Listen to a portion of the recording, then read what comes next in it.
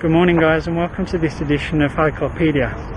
Now, any of you who've been watching my videos for a long time will know about the struggles I've had trying to get my kids to come with me when I'm hiking. I did one hike with them before in Australia, you can see the video up there, and it turned out to be a bit of a disaster.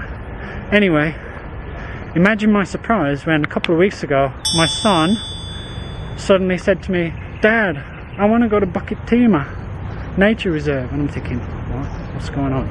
Oh, I think it's because he'd been learning about it in his lessons at school and now he wanted to go and explore.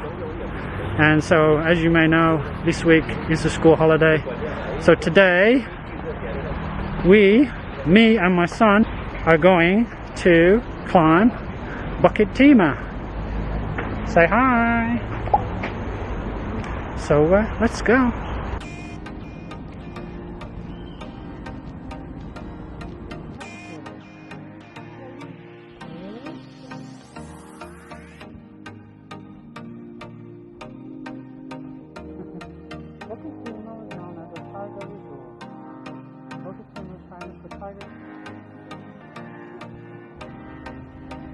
Yeah?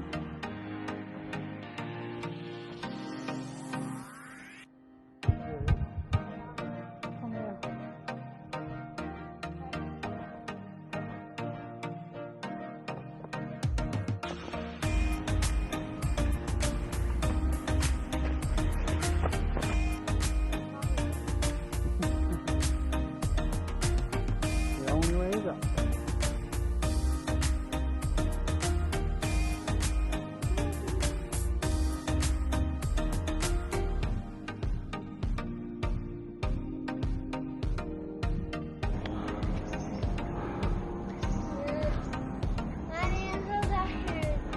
Take a break then, take 2 minutes rest.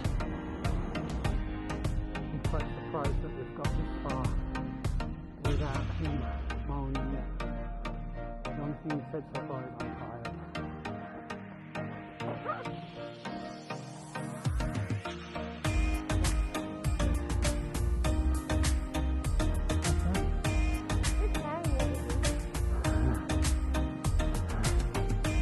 Haven't done this for a while.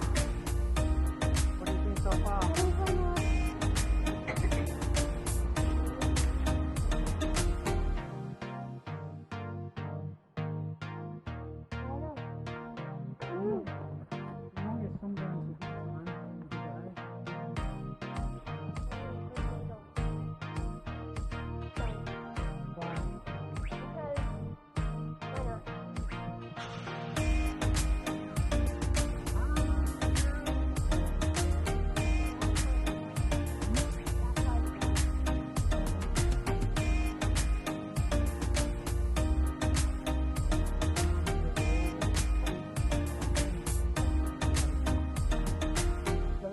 Now before the summit, how do you feel? Good. Let's go.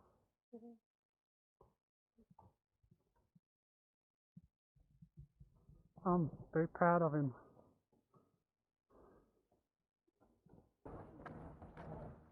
Let's go right to the summit.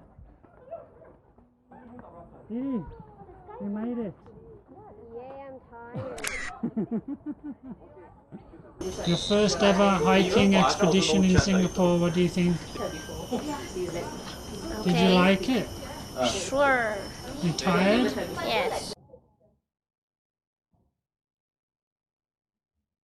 The name Bukit Timah is actually derived from the temak tree which grows in the area.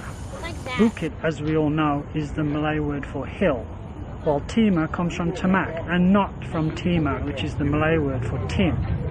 Although only 7 to 8 miles from what was then Singapore town, no European colonists had bothered to venture there in the first few years after establishing the colony. In fact, the first colonial to explore the area was acting resident John Prince, who surveyed Bukit Timah in 1827 ahead of the construction of Bukit Timah Road. What he found was dense jungle with lots of tigers.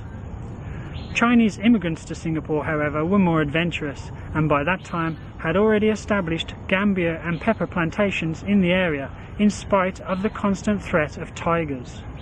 The road project eventually got underway a few years later and reached the area near today's King Albert Park in 1840.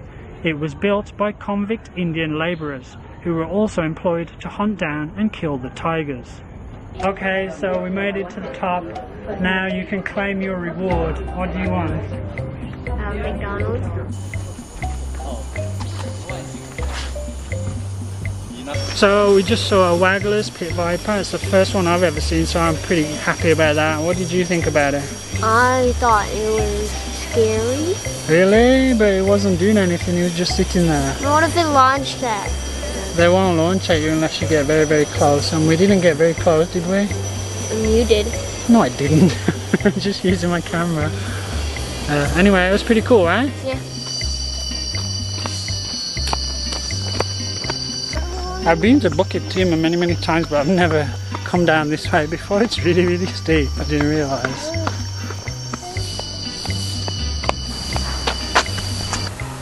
We interrupt this broadcast to talk about action cams. I got my first action cam a couple of years ago when I bought this $90 own brand one from Decathlon, and actually it isn't bad. I didn't commit to a GoPro or another expensive brand at the time because I wasn't sure how much or how I was going to use it. But pretty soon I found out that it could come in handy in places like Taiwan and Malaysia when hiking, because I could put the camera on the chest mount or on the helmet mount and use both hands to scramble over rocks or trees. And to be honest, this thing worked pretty well. The only thing I didn't like about it was that the quality of the footage was quite poor in low light, and also the stabilization wasn't really good enough to use on a bike. But then again, what do you expect for a cheap no-name brand? Sorry, Decathlon. So I'd been thinking about splashing out on a new one for a while and maybe even getting a GoPro. Then out of the blue, Insta360 contacted me and said they'd like to send me a 360-1R to review. Never one to look a gift horse in the mouth, I of course agreed, and they quickly sent me over a brand new camera. But when the parcel arrived, I discovered that it wasn't only a camera, as inside there was also a spare battery, a fast charging hub, a mic jack, a mounting case, a tripod, a bike accessory kit, a cool carry case, and the best quality selfie stick I've ever owned. Check it out. Pretty long too. Happy. That was about a week ago, and ever since I've been busy testing it out. And as you just saw, I took it to Bukit Timah with my son last week, and I have to say I'm pretty happy with the results. The image quality, considering we were out very early in the morning and under a dense forest canopy, is pretty impressive for an action cam. It's also really easy to use, and to disassemble and put back together again, it's pretty straightforward. And the accessories are also really good quality. The one thing I didn't think was too great was the sound quality. I had my shotgun mic on the top while filming the Bukit Timah adventure, as you can see if you look closely, my amateur mistake, and the sound quality is not great, but then again, you don't really buy an action camera for the sound quality. As for the 360 mode, I haven't really played around with it too much as yet because I've been pretty busy the last few weeks. But here's a little sample. I hope to give it a full test out in my next bike video, which is coming soon. So there you have it, my honest thoughts on the Insta360-1R. If you're interested in finding out more about this cool little camera, then there are a ton of review videos online, so I would suggest you go check them out. But if you're interested in buying one, then Insta360 is actually running a sale starting on the 29th of March through to April the 8th, I think. So check out their website for more details.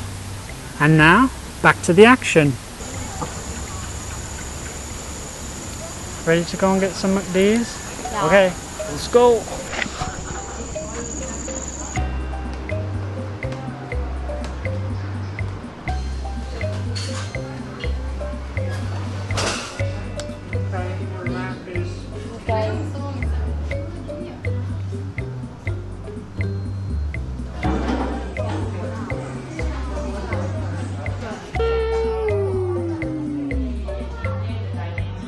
different day and different McDonald's. The reason is, when we went the other day, it was too early to get what I wanted to get, which is this. The McDonald's signature buttermilk chicken sandwich. Now, like any teenager growing up in the UK, I used to eat McDonald's a lot, but then for about 20 years I didn't even have any McDonald's. But I started going again recently because my kids like to go there, and most of the time before I wouldn't buy anything. I'd eat before we went because there wasn't really anything on the menu that appealed to me. But a few weeks back we went to McDonald's and I was really hungry, so I looked through the menu for something to get, and this thing crossed my path, and honestly since then I've fallen in love with it. It's really unlike any other McDonald's burger. When you open it up, you can see immediately that it's different. For a start, it's a real piece of chicken, unlike most of the other chicken products you get at McDonald's. It's just really nice. The batter of the chicken is a little bit spicy, and then you've got the sweetness of the pineapple and the punch of the red cabbage, and also the bun is a sweet brioche bun. It's just so different to anything else I've ever tried on McDonald's menu, and I really like it. So every time we come to McDonald's nowadays, I eat this. Cheers.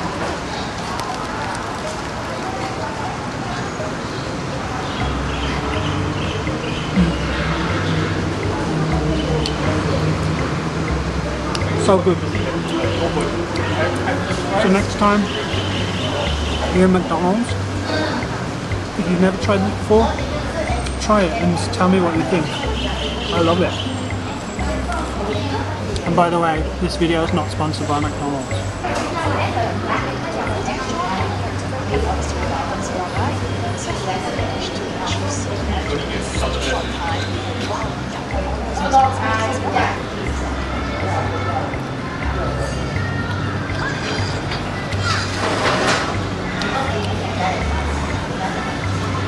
It's really good, I'm not exaggerating.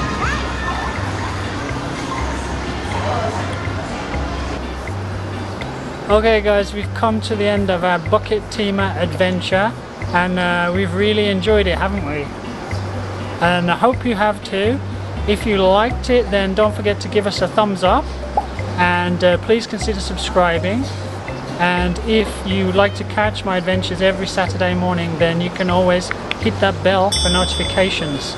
And as normal, I'd just like to say a big thank you to all my coffee mates. I really appreciate your generosity and support. And that's it for today. We're just about to get on the MRT and head home. So take it easy. See you next time. Over and out.